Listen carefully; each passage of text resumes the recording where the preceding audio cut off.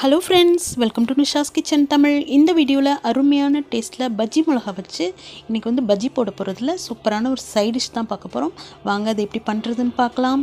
இந்த மிளகாவில் செஞ்ச சைட் டிஷ்னு சொன்னால் யாருமே ஒத்துக்க மாட்டாங்க. அவ்வளோ டேஸ்ட்டாக இருந்துச்சு, ரொம்ப டிஃப்ரெண்ட்டாக இருந்துச்சு.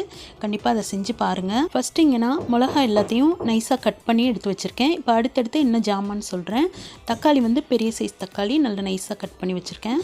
கடுகு உளுந்து 1 டேபிள் ஸ்பூன், ஜீரகம் 1 டேபிள் ஸ்பூன்.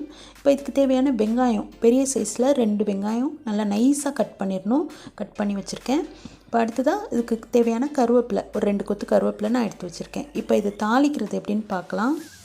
இப்போ ஒரு 3 டேபிள் ஸ்பூன் ஆயில் சேர்த்துருக்கேன். ஆயில் நல்லா சூடாயிடுச்சு. இப்போ கடுகு உளுந்து ஜீரகம் இதை போட்டுடலாம். போட்டுட்டு கருவேப்பிலை அடுத்ததாக போட்டுடணும். இது நல்லா பொரியட்டும். இது நல்லா பொரிஞ்சிகிட்டு இருக்கும்போதே நம்ம வெங்காயம் சேர்த்துடலாம். வெங்காயத்தை எல்லாத்தையும் சேர்த்துட்டு இதை நல்லா வதக்கிக்கலாம்.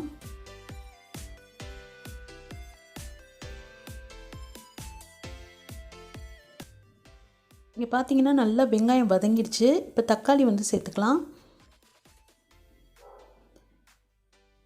இப்போ வெங்காயம் தக்காளி ரெண்டையும் சேர்த்து நல்லா ஒரு 5 நிமிஷத்துக்கு நல்லா வதக்கி விட்டுக்கலாம். இப்போ பார்த்தீங்கன்னா நல்லா வதங்கிடுச்சு. இப்போ அடுத்ததாக இதுக்கு தேவையான மசாலா பொடியெல்லாம் சேர்த்துக்கலாம். இப்போ ஒரு 1/2 டீஸ்பூன் மட்டும் மிளகாத்தூள் சேர்த்துருக்கேன். இப்போ அடுத்ததாக மிளகு ஜீரகத்தூள் இது நம்ம பெப்பர் மசாலான்னு சொல்லுவோம்ல, அது போட்டிருக்கேன். இப்போ இதுக்கு தேவையான உப்பு 1 டேபிள் ஸ்பூன் உப்பு சேர்த்துருக்கேன். இப்போ இதை சேர்த்து நல்லா வதக்கி விட்டுக்கலாம். இப்போ பார்த்தீங்கன்னா மசாலாலாம் நல்லா வதங்கி வந்திருக்கு. அந்த வெங்காயம் தக்காளி நம்ம போட்ட மசாலா எல்லாமே வதங்கிடுச்சு. இப்போ அடுத்ததாக இதுக்கு நம்ம கட் பண்ணி வச்சுருந்த அந்த மிளகாய் சேர்த்துக்கலாம்.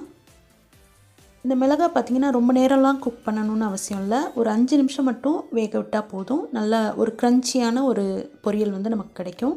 சூப்பராக இருக்கும். ரொம்ப டேஸ்ட்டாக இருந்துச்சு. ட்ரை பண்ணி பாருங்கள். இதை நல்லா வதக்கி விட்டுட்டு இப்போ ஒரு 5 நிமிஷத்துக்கு மூடி போட்டு மீடியம் ஃப்ளேமில் வச்சு ஒரு 5 நிமிஷம் மூடி போட்டு வேக விட்டுக்கலாம்.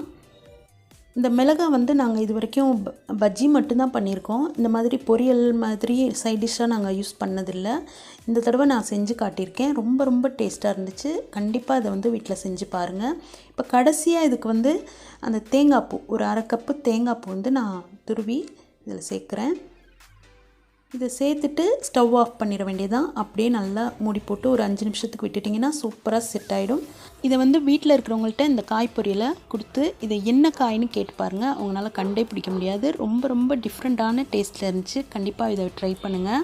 இந்த பொரியல் இது என்ன குழம்புக்கெல்லாம் வச்சு சாப்பிட்லாம், மேட்சிங்காக இருக்கும் அப்படிங்கிறத கமெண்ட்டில் சொல்லுங்கள். கண்டிப்பாக இதை வீட்டில் செஞ்சு பார்த்துட்டு எப்படி வந்துச்சுன்னு எனக்கு கமெண்ட்டில் சொல்லுங்கள். மறக்காமல் நம்ம சேனலை சப்ஸ்கிரைப் பண்ணிவிட்டு ஃபாலோ பண்ணிக்கோங்க. இவ்வளோ நேரம் இந்த வீடியோ பார்த்ததுக்கு நன்றி.